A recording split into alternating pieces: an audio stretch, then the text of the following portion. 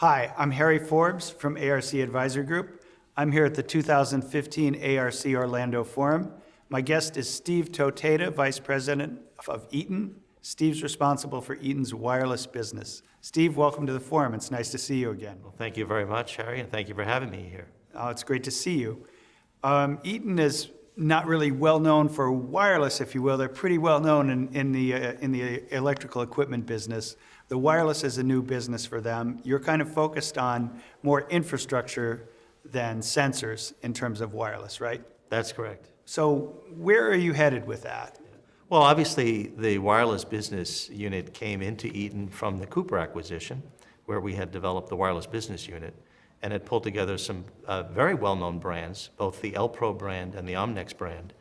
And over the past year, we focused on integrating these companies, obviously the brand, into Eaton, and are now going to market as Eaton. So all the products are now under the Eaton portfolio. So we're very excited about the future, and certainly very excited about the opportunities in the process automation market. Great. Well, I should mention that the brands that are really have been traditionally well known in the process market are really the L-Pro and Omnex brands, right? That's right. That's right. In fact, you know, our core markets and the big areas of focus are water, wastewater, oil and gas, and mining.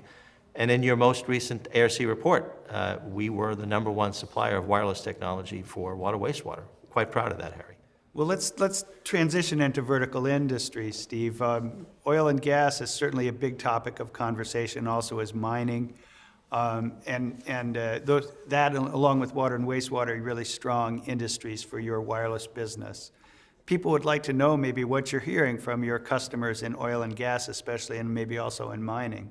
Yeah, well, certainly, you know, there's a lot of discussion around oil and gas and the level of investment moving forward, and some well-known cases of investments being pulled back from a capital expenditure perspective. The projects we're currently involved in are all moving forward. We're excited about that. But there certainly are projects that people are looking at in the future. But the way I look at wireless and wireless technology, it actually becomes an opportunity. In fact, wireless technology allows you to rethink how you're getting information, how you're managing your assets, certainly in remote areas and applications where you need to have control. And you still will see projects move forward, and wireless may in fact be an enabler to drive down the cost of many of these projects. Well, you speak of remote operations, and that kind of brings into my mind also one of our focuses here at this meeting, which is the industrial Internet of Things. Whenever we talk about that with either end users or suppliers, ARC always hears the mention of cybersecurity. It's a big issue for the installed base, and certainly looking forward for new technologies in this space. Do you hear that from your customers, and what do you tell them? Absolutely, Harry. Security in general is one of the most important aspects. Usually, over the past several years, we used to hear questions of whether or not the wireless technology would work, and then the question was whether it was secure. I think today, it's the general expectation on the performance of wireless and the technologies available. They're very comfortable with the performance, and the questions really then become security. And security is one of those areas where you have to put all the pieces together in such a way that there's no weak link in the chain.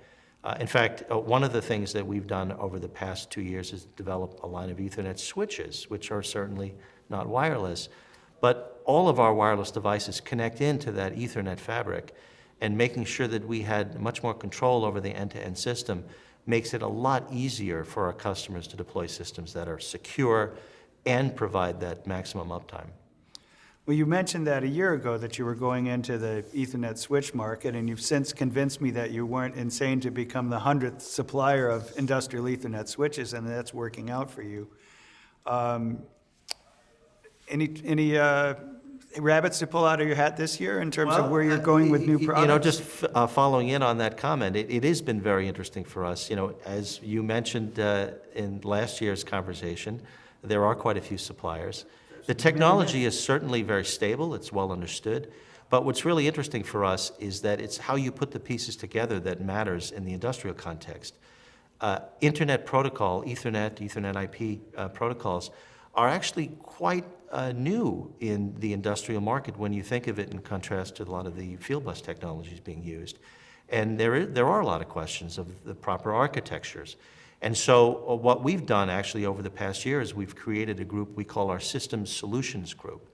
And this group is entirely focused on helping our customers deploy their systems, certainly from an architectural development, when you do the initial planning, to the deployment, and in fact, many cases we'll even do training for the operators. That's become one of our most popular offerings.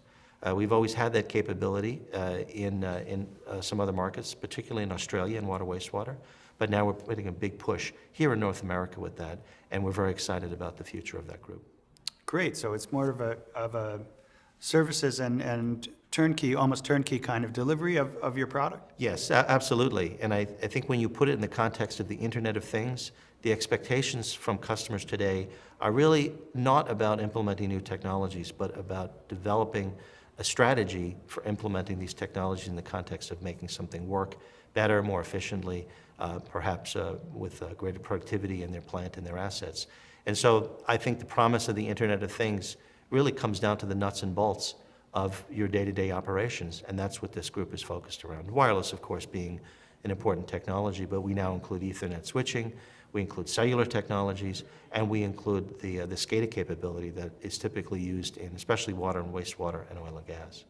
Well, thanks, Steve. I could talk to you for about an hour and a half here, but it's been very informative, and I hope you'll come back again and see us and give us an update again sometime soon. Well, thanks for having me again, Harry. I appreciate that. Nice to see you. Thank you. This is Harry Forbes. I've been talking with Steve Toteda of Eaton, Vice President for Wireless at the ARC 2015 Orlando Forum. Thank you very much.